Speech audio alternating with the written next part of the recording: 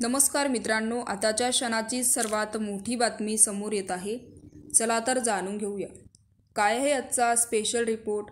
सविस्तर बातमी जाणून घेण्यापूर्वी आपण चॅनलवरती नवीन असाल तर चॅनलला सबस्क्राईब करा, बेल आयकॉन प्रेस करा.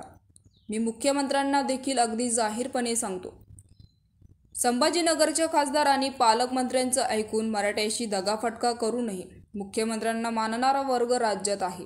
मी देखील रोज सांगतो की फक्त मुख्यमंत्रीच देखील मराठ्यांना आरक्षण देऊ शकतात. त्यावर माझा विश्वास आहे. तो विश्वास ढळू देऊ नये.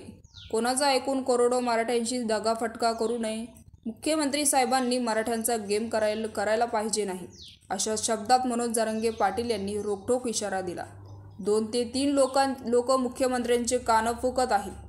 त्यानंतर मराठा समाजाचा गेम आणि दगाफटका करू नका. देसाईंनी सांगतो की मुख्यमंत्र्यांना समजूत घालावी.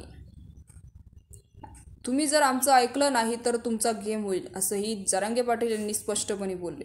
तर मराठा समाजाचा प्रश्न सोडवण्यासाठी हैदराबाद गॅजेट लागू करण्याची तयारी महायुती सरकारकडून करण्यात येत आहे.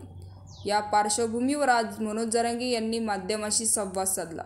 जरांगे पाटील म्हणाले की देसाई यांनी सांगितले की आम्ही हैदराबादला जातोय. हैदराबाद गॅजेट आणि 3000 पुरावे या हालचाली याआधीही आहेत, आताच्या नाहीत.